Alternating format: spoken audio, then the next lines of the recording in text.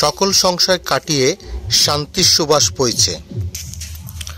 কুষ্টিয়া দৌলতপুর উপজেলার পিয়ারপুর ইউনিয়নে সকল সংশয় কাটিয়ে শান্তির সুবাস বইছে।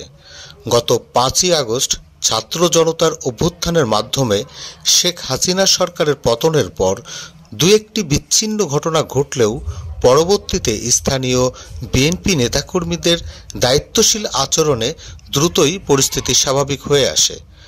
বর্তমানে পুরোপুরি শান্তিপূর্ণ পরিবেশ বিরাজ করছে পিয়ারপুর ইউনিয়নে।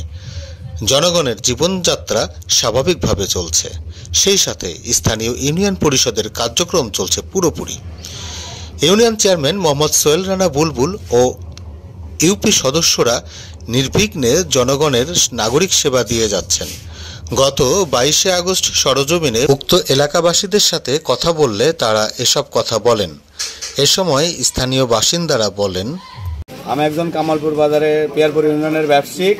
আমারে পিয়ারপুর ইউনিয়নে কোনো গ্যাঞ্জাম ফ্যাসাদ নাই, আমারে বাজারে কোনো গ্যাঞ্জাম ফ্যাসাদ নাই। আমরা ভালোভাবে বসবাস করি। আমরা পিয়ারপুর ইউনিয়নবাসী অনেক স্বাভাবিকভাবে জীবনযাপন করছি, অনেক ভালো আছে আল্লাহর রহমতে। আমি পিয়ারপুর ইউনিয়নের 5 নম্বর ওয়ার্ডের মেম্বার মোহাম্মদ জনি জোয়ারদার। আমাদের পরিষদ এখানে প্রতিনিয়ত চালু আছে। চেয়ারম্যান সাহেব প্রতিনিয়ত অফিস করছেন এবং কি আমাদের এখানে জনগণের কোনো দুর্ভিক্ষ নাই যে পরিষদে আসি যে কেউ ঘুরে যাচ্ছে, সেবা পাচ্ছে না, এমন কোনো পরিবেশ এখানে সৃষ্টি হয়নি। এখানে পরিবেশ ভালো। 5ই আগস্ট পরে কোনো বিশৃঙ্খলা হয়েছে কিনা? না, আমাদের এই পিয়ারপুর ইউনিয়নে বা পরিষদে কেউ বিশৃঙ্খলা করিনি। পিয়ারপুর ইউনিয়নের সার্বিক পরিস্থিতি সম্পর্কে দৌলতপুর উপজেলা ছাত্রদলের সাবেক সভাপতি ও উপজেলা যুবদলের সাবেক সাধারণ সম্পাদক মোহাম্মদ মনিরুজ্জামান মুমতাজ মাস্টার বলেন, রহিম, আমি মনিরুজ্জামান মুমতাজ মাস্টার, দৌলতপুর উপজেলা ছাত্রদলের সাবেক সভাপতি এবং দৌলতপুর উপজেলা যুবদলের সাবেক সাধারণ সম্পাদকের দায়িত্ব পালন করেছি।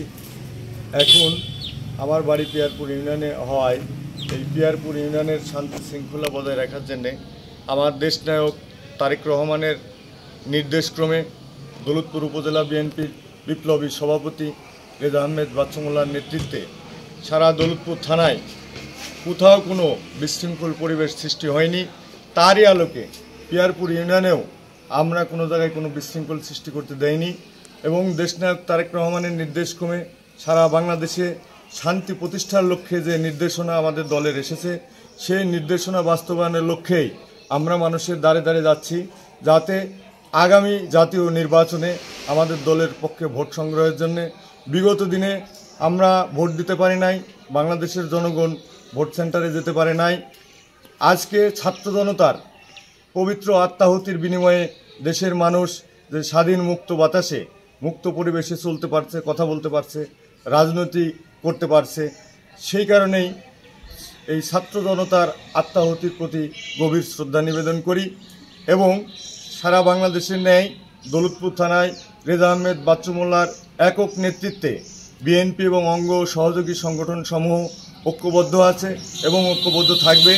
আগামী জাতীয় নির্বাচনে আমরা ঐক্যবদ্ধভাবে ভোট সংগ্রহ করে রেজা আহমেদ বাচ্চুমোল্লাকে বিপুল ভোটে বিজয়ী করে দেশনেত্রী বেগম খালেদা জিয়া, আগামীর রাষ্ট্রনায়ক তারেক রহমানকে তাদের সুযোগ্য প্রতিনিধি দৌলতপুর জনগণের সমন্বয়ে আমরা উপহার দেব, এই আশাবাদ ব্যক্ত রেখেই আমি আমার কথা শেষ করছি।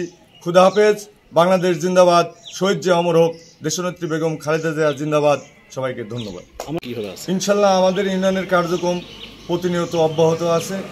আমাদের চেয়ারম্যান সাহেব পরিষদে অফিসও করছেন এবং আমাদের এলাকার জনগণের যে সেবামূলক কর্মকাণ্ড তিনি চালিয়ে যাচ্ছেন। কারণ আমরা চাই আমাদের এলাকায় কোনো প্রতিবন্ধকতা সৃষ্টি না হোক, চেয়ারম্যান সাহেব যেন জনগণের সেবা পরিপূর্ণ করতে পারে, এটাই দেশের পিয়ারপুর ইউনিয়নের জনগণের চাওয়া। সেই কারণেই পিয়ারপুর ইউনিয়নের পরিষদের কার্যক্রম ইনশাল্লাহ অব্যাহত আছে এবং থাকবে।